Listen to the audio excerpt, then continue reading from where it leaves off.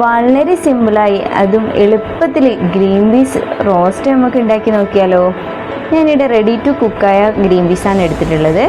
ഇത് ഞാനിവിടെ ഒരു ഗ്ലാസ്സാണ് എടുക്കുന്നത്. ഇത് ഫ്രീസ് ചെയ്യുന്നതാണ്.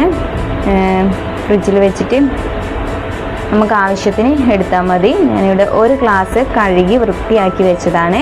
പിന്നെ വലിയ സൈസിൽ ഒരു ഉള്ളിയും ഇവിടെ വെച്ചതും, അരക്കഷ്ണം തക്കാളിയും, ഇഞ്ചി, വെളുത്തുള്ളി, പച്ചമുളക് അതും കുറച്ച് എടുക്കുന്നുള്ളൂ. പിന്നെ കുറച്ച് മല്ലിച്ചപ്പും.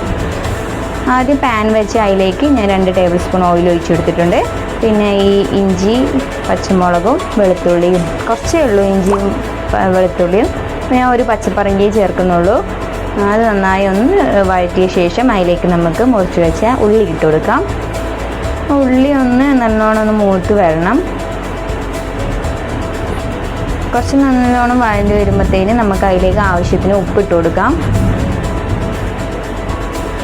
ഉപ്പിട്ട് കൊടുത്തതിന് ശേഷം നന്നായിട്ടൊന്ന് ഇളക്കി കൊടുക്കാം. അതിനുശേഷം നമുക്ക് അരക്കഷ്ണം തക്കാളി ഇട്ട് കൊടുക്കാം. നല്ല പുളിയിലോണ്ട് ഞാനിവിടെ അരക്കഷ്ണം തക്കാളി ചേർക്കുന്നുള്ളൂ. ഒരു തക്കാളി വരെ ചേർക്കാം. ഒരു 1/2 ടേബിൾ സ്പൂണോളം മുളക് പൊടി ഇട്ട് കൊടുക്കാം. ഒരു 1/4 ടീസ്പൂൺ മഞ്ഞൾപ്പൊടിയും,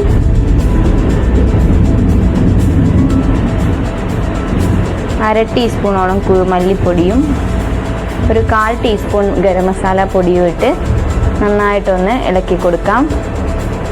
ഒരു 1/4 ടീസ്പൂൺ കുരുമുളക് പൊടിയും ചേർക്കണം കേട്ടോ. എരിവിനനുസരിച്ച് ചേർത്താൽ മതി.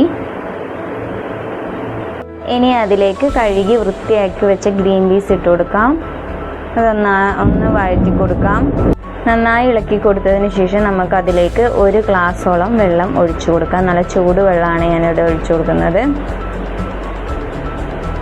അതൊന്ന് കുക്കായാൻ വേണ്ടിയിട്ടാണ് വെള്ളം ഒഴിച്ചു കൊടുക്കുന്നത്. അതിന് ലാസ്റ്റ് നമ്മൾ കുറച്ച് മല്ലിച്ചപ്പും കൂടി ഇട്ട് കൊടുക്കുന്നുണ്ട്.